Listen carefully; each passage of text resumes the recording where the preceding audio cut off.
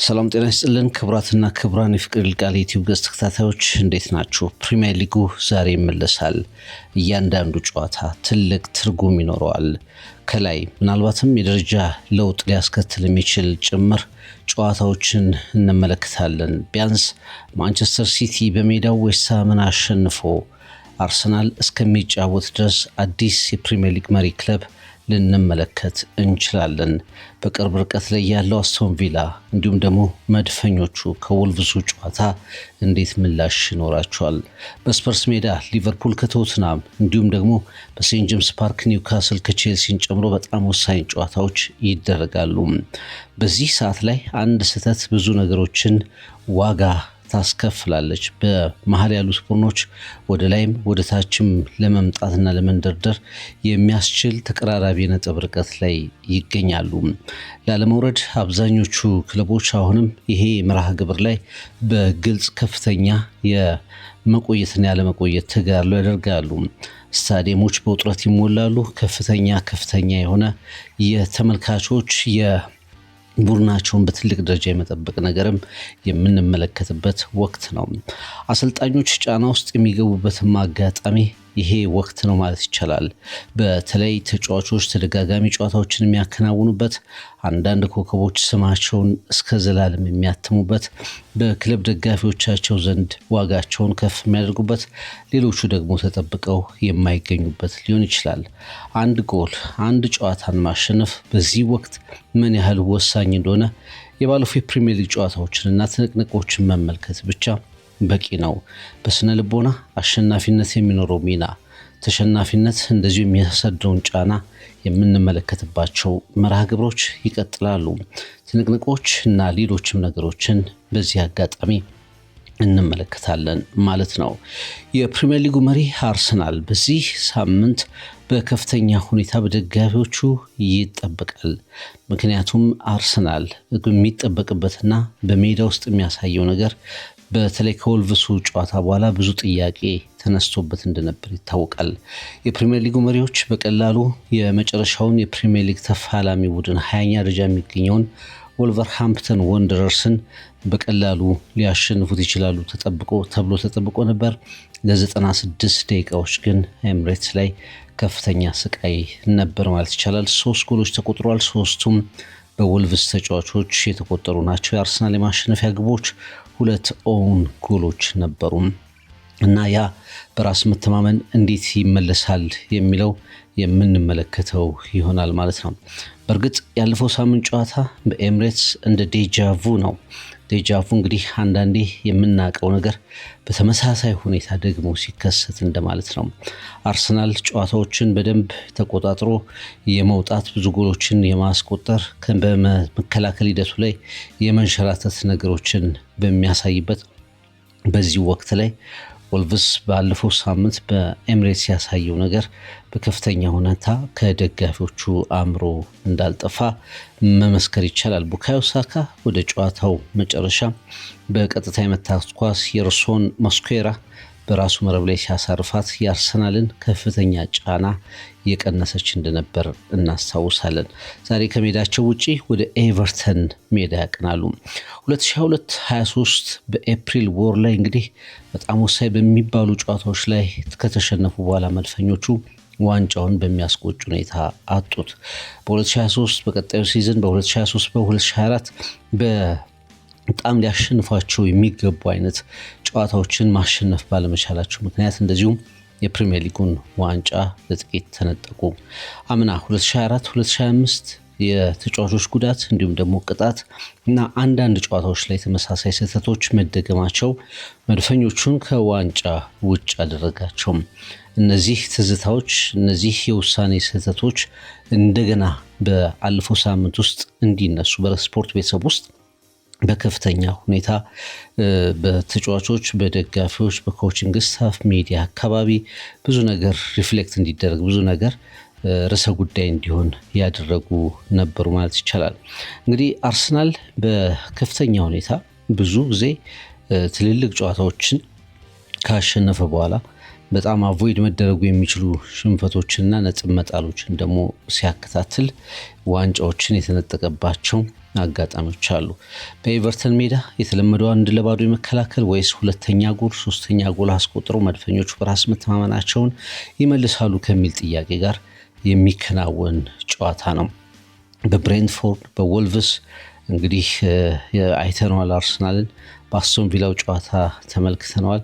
ስለዚህ ሚኬል አርቴታ በተለየ ሁኔታ ኮከቦቹን መድፈኞቹን አነቃቅቶ በዚህ ሳምንት በተለይ ሲቲ ዌስትሃምን የሚያሸንፍ ከሆነ ከፍተኛ ምላሽ እንዲሰጡ መድፈኞቹን የሚያስገድድ መርሃ ግብር ያጋጥማቸዋል ማለት ነው።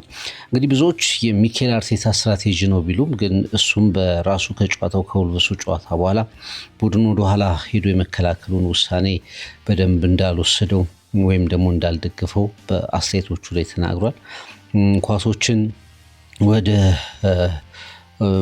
ማውጣት እና ደግሞ በጣም ፓሲቭ መሆን በመከላከል ሂደት ውስጥ ፈዘዝ ብሎ የመገኘት ነገር እንደነበር በደንብ ተመልክቶታል እና አብዛኞቹ ተጫዋቾች አሁን ወደፊት መጥተው ኃላፊነትን መሸከም አለባቸውም።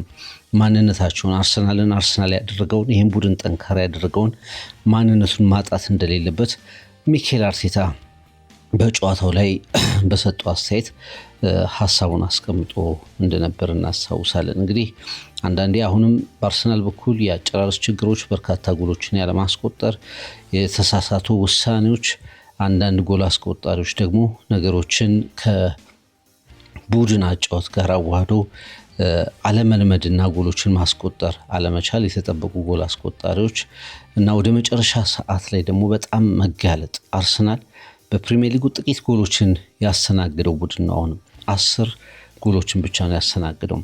40% የአርሰናል ላይ የተቆጠሩ ጎሎች ግን በመጨረሻዎቹ 10 ደቂቃዎች ውስጥ የተቆጠሩ ናቸው። ኦልሞስት ወደ ግማሽ የሚጠጉ ያህል ጎሎች የተቆጠሩበት ወደ መጨረሻዎቹ 10 ደቂቃዎች አካባቢ ነው እና ይሄ የመጨረሻ ሰዓት መጋለጥን በአርሰናል በኩል የመቀነስ ነገሮች መኖር አለባቸው። በዚህ ውስጥ ነው እንግዲህ አርሰናል ዛሬ ምሽት በመጨረሻው ጨዋታ 5 ሰዓት ላይ ከኤቨርተን ጋር ጨዋታውን የሚያከናውነው። ከዛ ውጭ እንግዲህ ቪክተር ዮኬሬሽ ትልቅ ርዕሰ ጉዳይ ሆኗል። ሚኬል አርቴታም እንግዲህ ዮኬሬሽ ገና እየለመደ ነው። በአጥቂውና በቡድን አጋሮቹ መካከል ገና ኬሚስትሪው መምጣት አለበት። እያደገ የሚገኝ ነው። ገና ሙሉ ለሙሉ አልመጣምና ድጋፋችንን ማሳየት አለብን የሚል ሀሳቡን ሰንዝሯል። ግን በሳምንቱ በተለይ ቪክተር ዮኬሬሽ በአርሰናል ውስጥ ምን አመጣ የሚለው ጉዳይ ሌላ መነጋገሪያ እንደነበር የምናስታውሰው ነው። 64 ሚሊዮን ፓውንድ አካባቢ ፈርሞ የመጣው አጥቂ በ19 ጨዋታዎች 6 ጎሎችን ብቻ አስቆጥሯል። በእርግጥ ፕሪሲዝን አልነበረውም ከአርሰናል የፊትነስ ችግሮች ማጋጥሞታል። አሁን በቅርቡ ደግሞ የጡንቻ ጉዳት ማጋጥሞት ነበርና ከዛ ውጭ እንግዲህ በታሪክ አርሰናል ከ2018 ጀምሮ ያሉትን ሪከርዶች ስንመለከት ወደኋላ አርሰናል ከሚቸገርባቸው ሜዳዎች መካከል አንዱ ነው። ከ7 የአዌይ ጨዋታዎች በአንዱ ብቻ ነው ያሸነፈው። በመጀመሪያው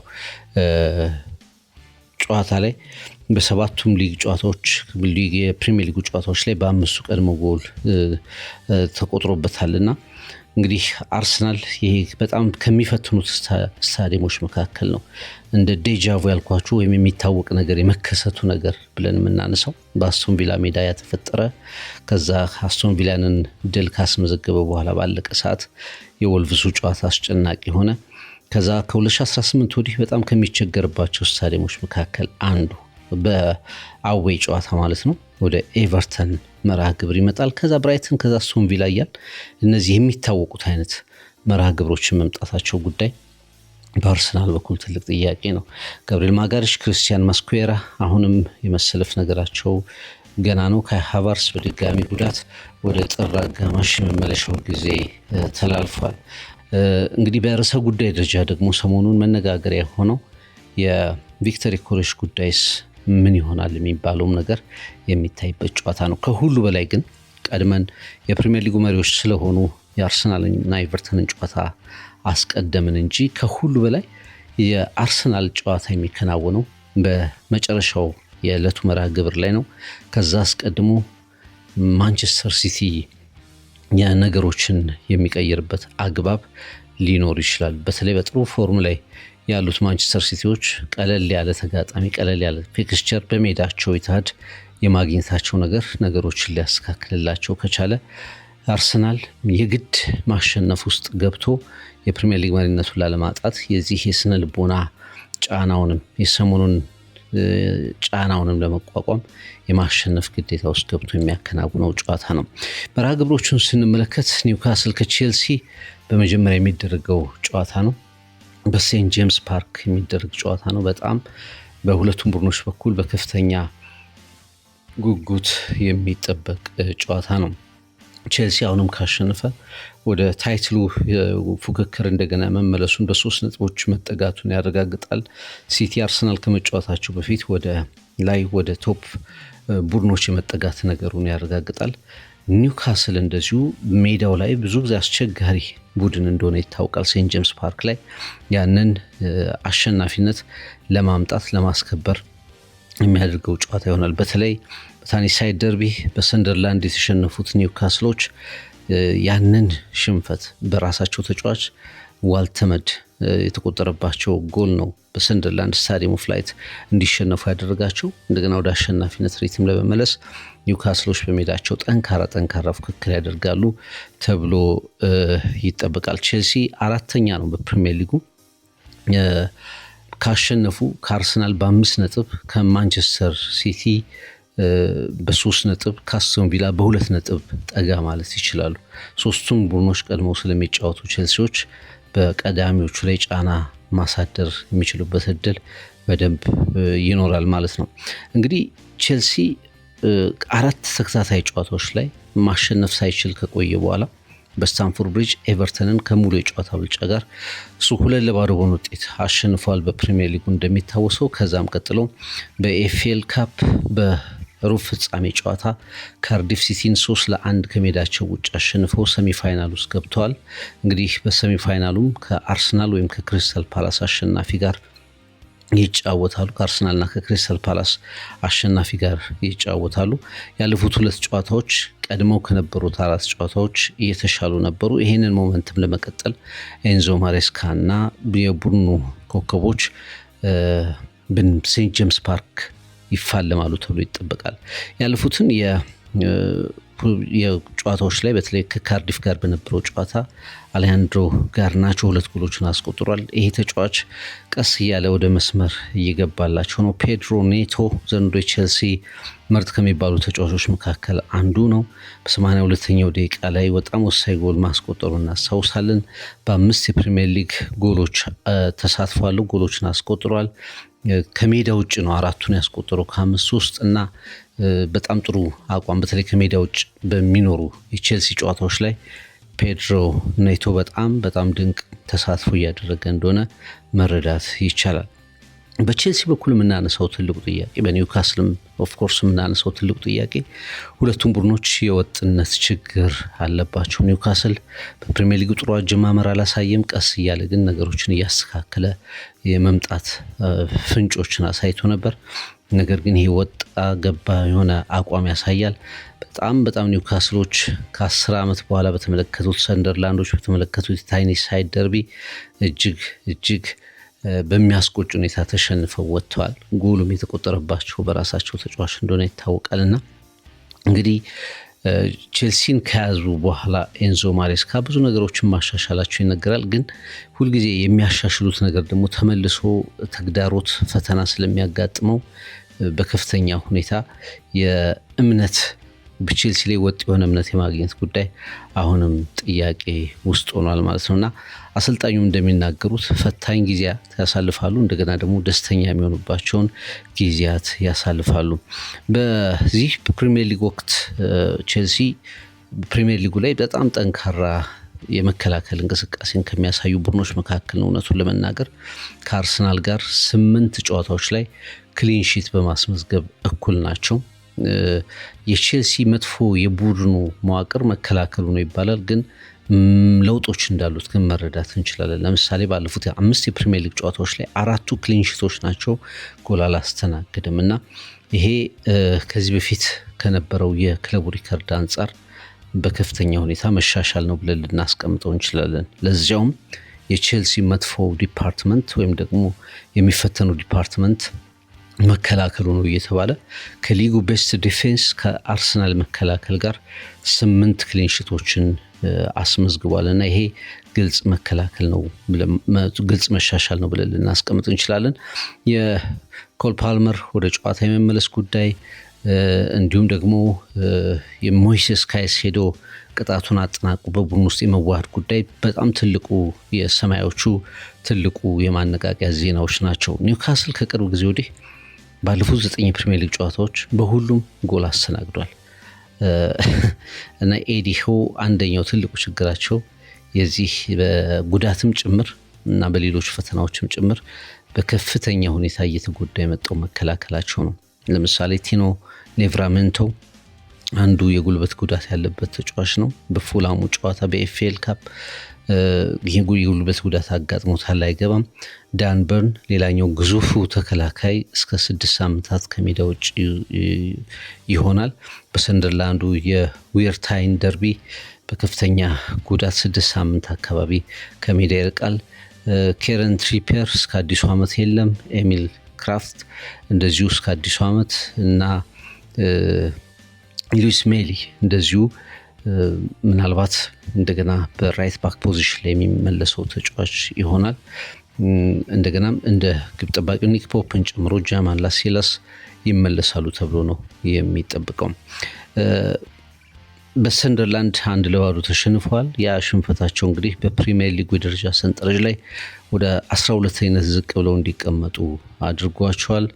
የጎል ማስቆጠር ንጻሪያቸው የኒውካስሎች በከፍተኛ ሁኔታ እየወረደ ይገኛል። ግን ይሄ የጎል ማስቆጠር አቅማቸው ወደ ሜዳቸው ሲመጣ ግን ጠንከር ብሎ እናገኘዋለን። የኤዲ ሆው ቡድን በሜዳው ሲጫወት በትንሹ 2 ጎሎችን በጨዋታ ማስቆጠር የሚችል ቡድን ሆኗል እና ምን ያህል ደጋፊውን እንደሚተማመን ሴንት ጄምስ ፓርክን እንደሚመርጥ ይህ ቡድን በደንብ መረዳት እንችላለን።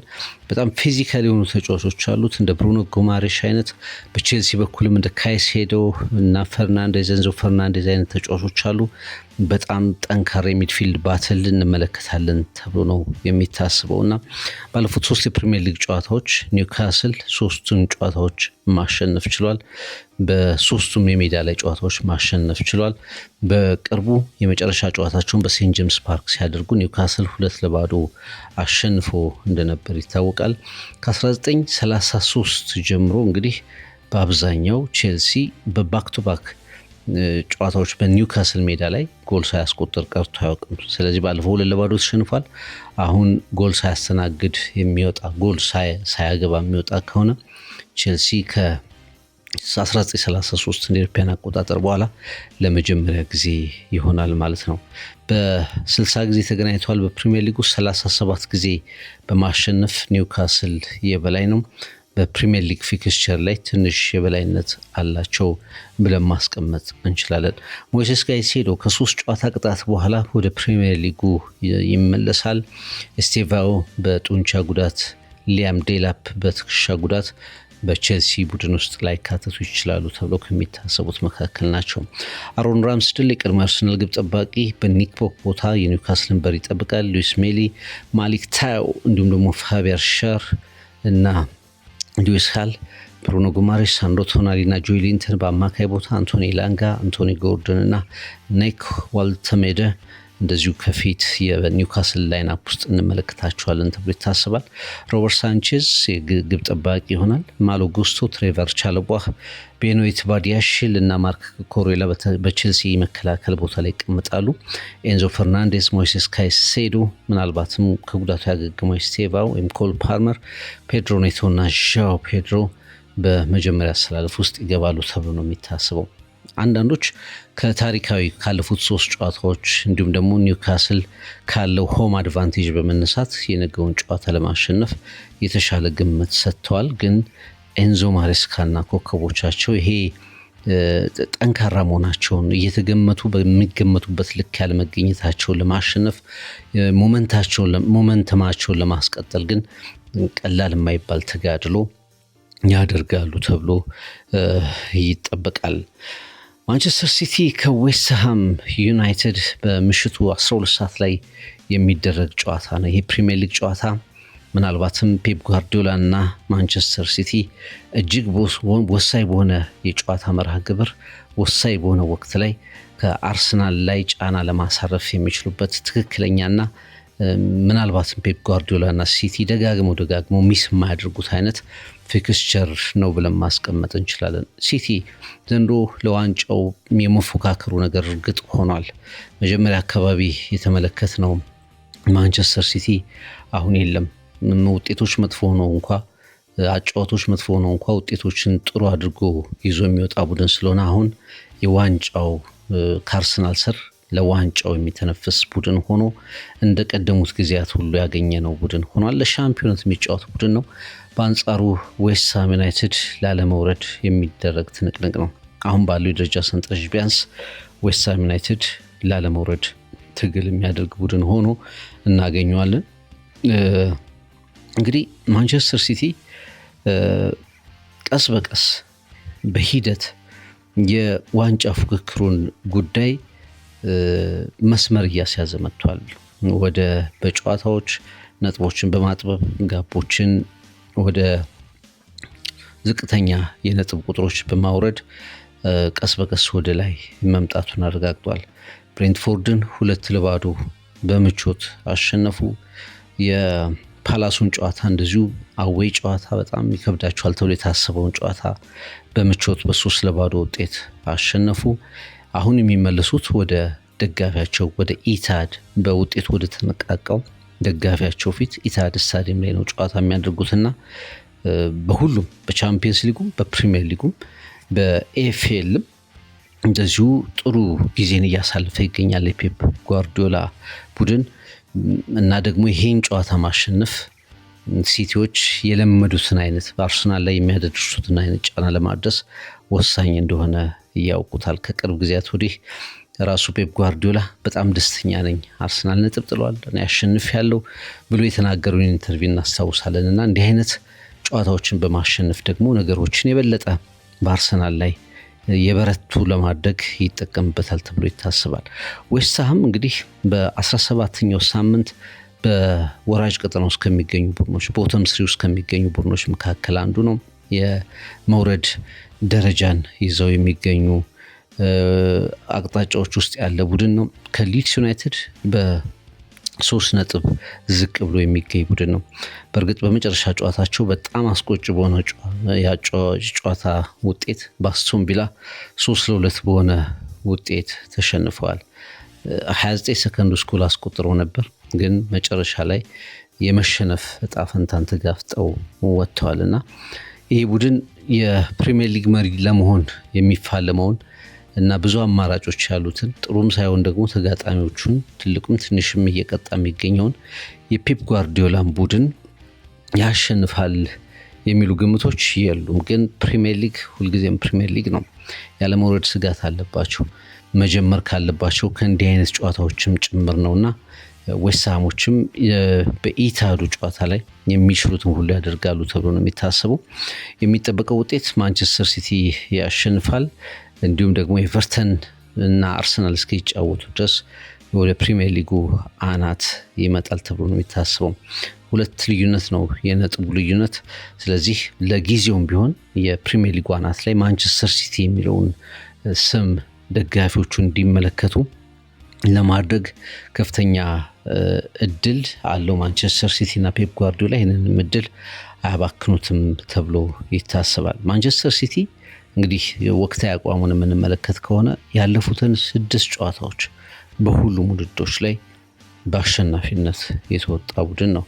እንግዲህ የዌስትሃም ዘንድሮ እንግዲህ አሰልጣኝ አሰናብቷል፣ ግራም ፖተርን አሰናብቷል። አሁን ኑኖ ኤስፒሪቶ ሳንቶ ናቸው አዲሱ አሰልጣኙ።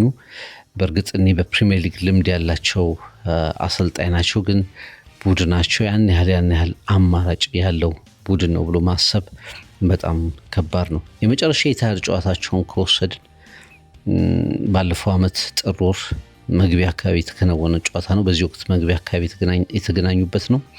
ሲቲ 4-1 በሆነ ውጤት ነው ያሸነፈው።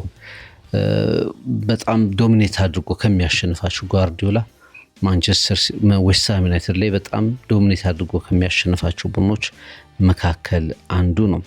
ሲቲ በ22 ግንኙነቶች በቀጥታ በአንዱም አልተሸነፈም እና የምንጊዜም ትልቁ ሪከርዱ ነው ማለት ይቻላል። 123 ጊዜ ሲገናኙ 66ቱን ማንቸስተር ሲቲ ያሸንፏል። 38 ብቻ የዌስትሃም ነው።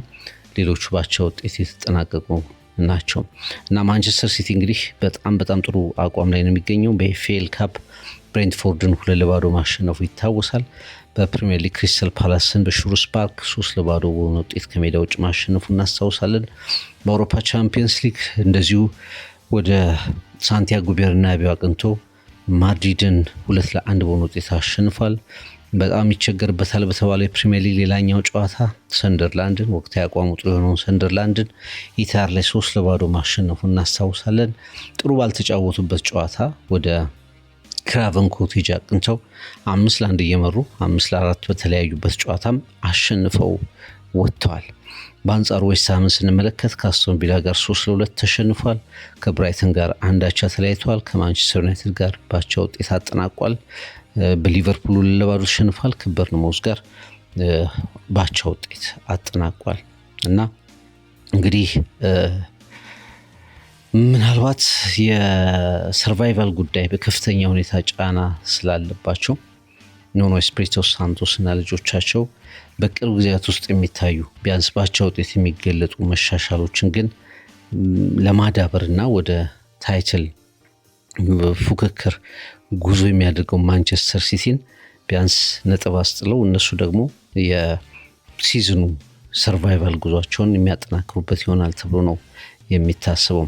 በማንቸስተር ሲቲ በኩል እንግዲህ ለአፍሪካ ዋንጫው እንደ ሪያን አይት ኑሪ የአልጄሪያዊ ኮከብ ወደ አፍሪካ ዋንጫ ያቀናል። ኦማር ማርሙሽ ከግብጽ ብሔራዊ ቡድን ጋር ወደ አፍሪካ ዋንጫ ያቀናል። እነዚህ ሁለት ተጫዋቾች ግልጋሎትን አያገኝም። ሪያን ቸርኪ የወቅቱ በሲቲ በጣም በጥሩ አቋም ላይ የሚገኘው ተጫዋች ነው። ከዛ ውጭ ፊል ፎደን ሌላኛው በጣም ጥሩ አቋም ላይ የሚገኘው ተጫዋች ነው። እሱ ካለ ጎል አለ፣ እሱ ካለ ሲቲ ያሸንፋል፣ እሱ ካለ አማራጭ አለ። ነገሮች ጥሩ ባይሆኑ እንኳ አንድ ወይም ሁለት እድል ካገኘ ማንቸስተር ሲቲ የሚፈልገውን ነገር ያደርጋል። ኤርሊንግ ብሮት ሃላንድ የሲቲዎች መተማመኛ እንደዚሁ በዕለቱ የሚጠበቀው ኮከብ ነው። በዌስትሃም በኩል አልሃጂ ማሊክ ዲዩፍ ለሴኔጋል ስለተመረጠ ወደ አፍሪካ ዋንጫ ያቀናል። ከዛ ውጭ አሮን wan-bissaka ከዲሞክራቲክ ሪፐብሊክ ኮንጎ ጋር በአፍሪካ ዋንጫው ሞሮኮ ስለሚገኝ በዚህ ጨዋታ ላይ አማራጭ ነው ለኑኖ ኤስፒሪቶ ሳንቶስ አይገኝም። ሉካስ ፋቢያንስኪ እንደዚሁ አይሰለፍም።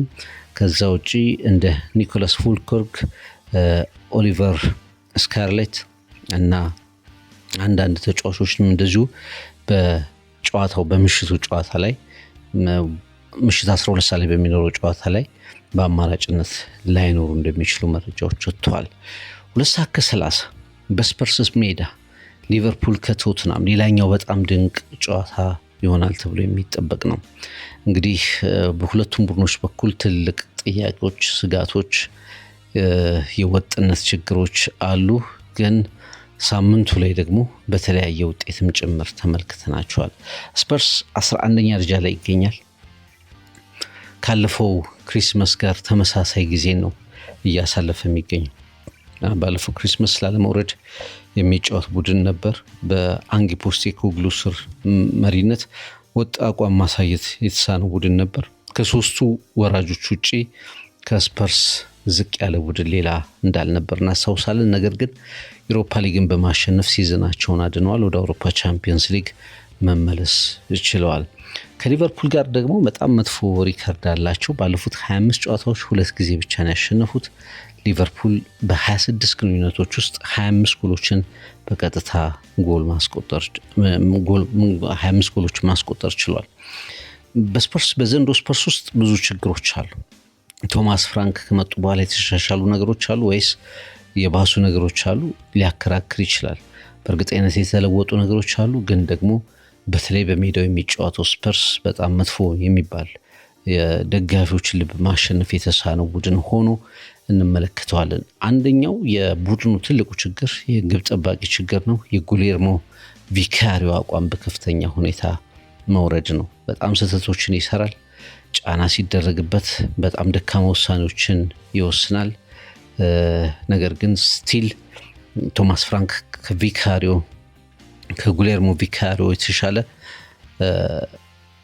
ከጉግሊሞ ቪካሪዮ የተሻለ አማራጭ እስካሁን ማምጣት የቻሉ አይመስልም እና በአንደኛው በስፐርስ በኩል በትልቁ እየተነሳ ያለው ጉዳይ ግብ ጠባቂውን ድሮፕ ማድረግ አለባቸው ወይስ ተጫዋች እድል እያገኘ እንዲሻሻል ማድረግ ይገባቸዋል የሚል ነው። ተከላካዩ ስህተት በጣም የሚሰራ ጥምረት ነው። በእርግጥ በጣም አግሬሲቭ የሆኑ እና በጣም ደግሞ የትኛውም ቡድን ላይ ጥሩ መስሎ ሊታዩ የሚችሉ ተከላካዮች ጥምረት አለው። ሮሜሮ እና ቫንደቨን በፊዚካል ፊትነስ፣ በአግሬሽን፣ በብዙ ነገር መገለጽ የሚችል በልምድ ደጋግሞ በመሰለፍ መገለጽ የሚችል የተከላካይ መስመር አለው። ግን በጣም ዲሲፕሊን ይጎለዋል። ዲሲፕሊን ስል እንግዲህ በትክክል ነገሮችን ባላንስድ በሆነ መንገድ የመከላከልና የመምራት ችግር በጣም ይታይበታል መከላከሉ። በዚህ ደረጃ እንግዲህ ብዙ ጎሎችን ሲያስተናግድ በብዙ ጨዋታዎች ላይ እንደዚሁ ሽንፈቶችን ሲጠራ የምናውቀው መከላከል ነው። አማካዩ ላይ እንግዲህ አንዱ ትልቁ የስፐርስ ችግር በጣም ኤሊት የሆነ በፕሪሚየር ሊጉ ላይ የጎል አይነት የዲፌንሲቭ ሚድፊልደር ኦፕሽን የላቸውም። ካሉም ደግሞ በወጥነት እና ደግሞ ለተከላካዩ በደንብ ሽፋን የሚሰጡ አይነት የዲፌንሲቭ የመከላከል ሚድፊልደሮች የሏቸውም። ወደ ኦፌንሲቭ ሚድፊልድ ስንመጣ ጥሩ ተጫዋቾች በስፐርስ በኩል አሉ። ግን ይሄ መከላከሉ ላይ ከቨር የሚሰጡ ወጥ ኮንሲስተንት የሆኑ ዲፌንሲቭ ሚድፊልደሮች ወይም ደግሞ አንድ ወይም ሁለት ማግኘት ላይ ትልቅ ችግር አለ። ከዛ ውጪ ጉዳት እንዲሁም ደግሞ የሶን ሆንግሚን ሚና እስካሁን ያልተተካው ኮከብ ሆኗል። ብሬነን ጆንሰን ምናልባትም አሁን በስፐርስ ቦታው እና ጊዜው የሚጠናቀቅ ይመስላል። ከዝውውር ወሬዎች ጋር ስፐርስን ከሚለቁ ተጫዋቾች መካከል አንዱ ይሆናል ተብሎ ነው የሚታሰበው። ሶን ሆንግሚን የሚሸፍናቸው ነገሮች አሁን በአንድም በሁለትም ተጫዋቾች እየተሸፈኑ አይደሉም። አብዛኛው የሴት ፒስ ጎሎችንም የሚያስቆጥር ቡድን እየሆነ መጥቷል። ሪቻርልሰን ጥሩ ቢሆንም በተወሰኑ ጨዋታዎች ላይ በወጥነት ጥያቄ የሚነሳበት ተጫዋች ነው። የስኳድ ዴብዙ በጣም ውስንነቱ እየተነገረ ይገኛል። ምናልባትም ስፐርስ በጥር የዝውውር መስኮት ላይ እንደገና ወደ ገበያው ከሚወጡ ቡድኖች መካከል አንዱ ሊሆን ይችላል እና እንግዲህ ቶማስ ፍራንክ የአሰልጣኞች በፕሪሚየር ሊጉ ቀጣይ አሰልጣኞች የሚሰናበቱ አሰልጣኞች ጉዳይ መነሳት ሲጀምር ስማቸው አሁን ከፊት እየመጣ እንመለከተዋለን። ጊዜው አሁን አሰልጣኝ የሚሰናበትበት ነው ባንል እንኳ ቶማስ ፍራንክ ምናልባትም በዚህ ውጤት ማሽቆልቆል ወጥ አለመሆን በተለይ በሜዳ ላይ ጨዋታዎች በጥሩ ሁኔታ ደጋፊውን የሚያስደስቱ ውጤቶች ወይም ጨዋታዎች የማይመጡ ከሆነ ቶማስ ፍራንክ የሳክሬስ ጉዳዮች ላይ ስማቸው የማይጠፋ አሰልጣኝ ሊሆኑ እንደሚችሉ መገመት ይቻላል። በቶማስ ፍራንክ ላይ ጫና አለ። በአርነ ስሎት ላይ እንደዚሁ ጫና አለ። በእርግጥ አርነ ስሎት የተወሰኑ ጨዋታዎችን በማሸነፍ በቻምፒየንስ ሊግ፣ በፕሪሚየር ሊግ የተወሰኑ ጨዋታዎችን በማሸነፋቸው የተነሳ ነገሮች ተከታታይ ሁለት ጨዋታዎች ላይ ድል በማምጣታቸው ኢንተር ሚላንን በቻምፒየንስ ሊግ አሸንፈዋል። ከዛ በፕሪሚየር ሊጉ የማሸነፍ ድል ማግኘታቸውን ተከትሎ መሐመድ ሳላህም እንደዚሁ ከብራይተን ጋር በነበረው ጨዋታ ላይ ጉዳዩን መደምደሙን እንደውም ይቅርታም ጠይቆ ጭምር ወደ አፍሪካ ዋንጫ የማቅነቱ ጉዳይ መሐመድ ሳላህ የሊቨርፑል የአርነ ስሎት ጉዳይ መጠናቀቁን ተከትሎ አሁን በሊቨርፑል ውስጥ ሞመንተሞችን የመጨመር ይህንን ስሜት የማዳበር በድሎች የማዳበር ጉዳይ ነው። ለቶማስ ፍራንክ ግን ይሄ በጣም ሃይ ፕሬዠር ጌም ከሚባሉት መካከል ነው። በጣም ከፍተኛ ጫና ከሚያሳዱ ጨዋታዎች መካከል አንዱ ነው። እዛ ሜዳ ላይ በጣም በከፍተኛ ሁኔታ ሲቸገሩ ተመልክተናል በራሳቸው ሜዳ ላይ እና ይህንንም ጨዋታ ሊቨርፑል ለማሸነፍ ሰፊ ግምት ተሰጥቶታል። አርነ ስሎት በጣም ጫና ውስጥ የነበሩት አሰልጣኝ ናቸው። እንደውም እስከ ስንብት ድረስ ሲወራባቸው የነበሩ አሰልጣኝ ናቸው። አሁን ያ ጫና ወደ ቶማስ ፍራንክ ዞሯል። ስለዚህ አሸናፊው አሰልጣኝ በጣም በከፍተኛ ሁኔታ ተጠቃሚ የሚሆንበትን ነገር መመልከት ይቻላል። ባለፈው የውድድር ዓመት በጣም ብዙ ጎሎችን ከሚያስተናግዱ መርሃ ግብሮች መካከል አንዱ ሊቨርፑል ከስፐርስ ነው ማለት እንችላለን። 6-3 5-1 በሁለት ጨዋታዎች ብቻ 15 ጎሎች ከመረብ ያረፉበት ነበር ማለት ይቻላል እና እንዲህ አይነት ጎሎችን ብዙ ጊዜ በደርሶ መልስ ጨዋታዎች ላይ ብዙ አንመለከትም። 6-3 5-1 የተጠናቀቀ ጨዋታ እንደነበር እናስታውሳለን እና ሊቨርፑል በስፐርስ ሜዳ ጎል ማስቆጠር በጣም የሚቀለው ነው። ባለፉት 19 የእርስ በርስ ግንኙነታቸው በተከታታይ ጨዋታዎች ላይ ሊቨርፑል የስፐርስን ጎል ማግኘት ችሏል። አንድም ጨዋታ ላይ ያለ ጎል የወጣበት አጋጣሚ የለም ማለት ይቻላል። እንግዲህ 206 አጠቃላይ ጎሎች በሊቨርፑልና ቶተናም ጨዋታዎች ተመዝግበዋል እና በፕሪሚየር ሊጉ ታሪክ ከፍተኛው ጎል የሚመዘገበበት መርሃ ግብር ነው ማለት ይቻላል። ባለፉት 3 የፕሪሚየር ሊግ ጨዋታዎች ብቻ 21 ጎሎች ከመረብ አርፈውበታል። በትንሹ 3 ጎሎች ከ16 ያለፉ ጨዋታዎች 14ቱ በትንሹ 3 ጎሎች የተቆጠሩበት ነበር ማለት ይቻላል እና ሊቨርፑል ከቶተንሃም ሆትስፐር ደጋፊዎች በጎል የሚንበሸበሹበት የሚደሰቱበት ሃይ ስኮሪንግ ጌምስ ከሚባሉት መካከል ነው ብለን ማስቀመጥ እንችላለን። 17 የሊግ ጨዋታዎች ላይ ሊቨርፑል 6 ክሊንሺት ብቻ ነው ያለው። በ11ዱ ከ2 በላይ ጎሎች ተቆጥሮበታል። ስለዚህ በዚህም ጨዋታ ላይ የአርነ ስሎት ሊቨርፑል ወይም ደግሞ በጣም ጎሎችን የሚያስተናግደው ስፐርስ ባዶ ለባዶ የሚሆን አይነት መርሃ ግብር እንዳንጠብቅ ያለፉ ጨዋታዎቻቸው ምልክት ይሰጡናል ማለት ነው። በቅርቡ እንግዲህ ብሬንትፎርድ ጋር በነበረው ጨዋታ ስፐርስ ክሊንሺት ነበረው። ብዙ አሁን ዘንድሮ ካደርጋቸው 17 ጨዋታዎች ውስጥ 4ቱን ከ3 በላይ ጎሎች ተቆጥሮበት ተሸንፏል። ይህም በታሪክ ከስፐርስ ቡድኖች መካከል አንዱ ደካማው ውጤት ነው ተብሎ ማስቀመጥ ይቻላል። ከዛ ውጪ 4 መጥፎ የሚባሉት ሽንፈቶቻቸው ከሜዳ ውጭ የመጡ ናቸው። ከአራቱ 3ቱ ሽንፈቶቻቸው ከሜዳ ውጭ የመጡ ናቸው።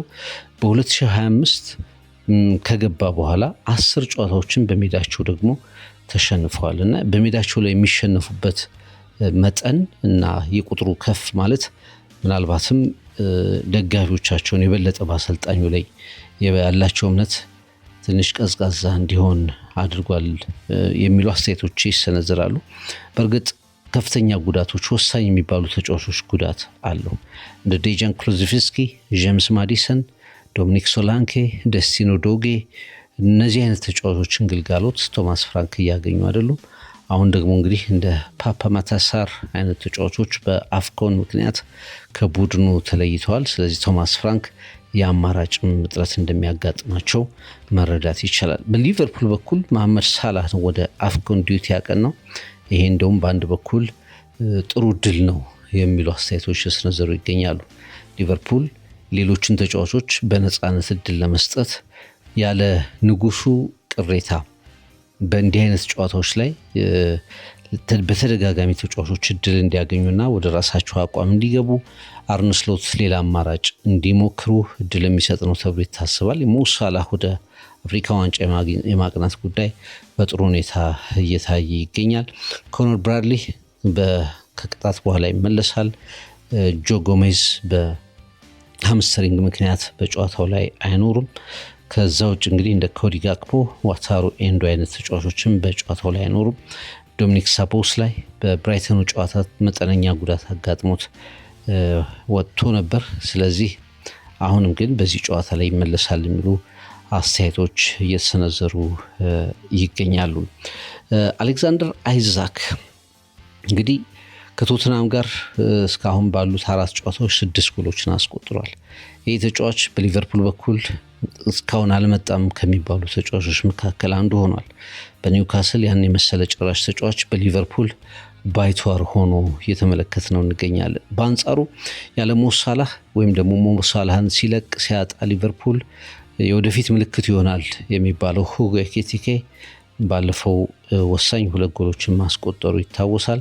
በዚህም ጨዋታ ላይ በመሪነት ይሰለፋል ተብሎ ነው የሚታሰበው። በሊድስ ጨዋታ 2 ጎል አስቆጥሯል። በብራይተን ጨዋታ 2 ጎል አስቆጥሯል። በተከታታይ 2 ጨዋታዎች 4 ጎሎችን አስቆጥሯል። ያ ማለት እንግዲህ በሊቨርፑል ውስጥ በጥሩ አቋም ላይ የሚገኘው ኮከብ ነው ብለን ማስቀመጥ እንችላለን። በስፐርስ በኩል ሪቻርልሰን ነው የተሻለ ጎል ሊቨርፑል ላይ የማስቆጠር ታሪክ ያለው። 7 የጎል እንቅስቃሴዎች ላይ ተሳትፏል። 4ቱን ራሱ አስቆጥሯል። 3ቱን አሲስት አድርጓል እና ሁሉንም ጎሎች 4ቱንም ጎሎች ደግሞ ያስቆጠረው በአንፊልድ ሮድ ላይ ነው እና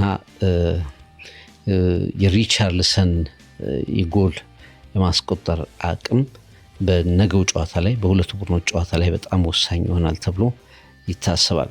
ቶማስ ፍራንክ ውጤት ይፈልጋሉ።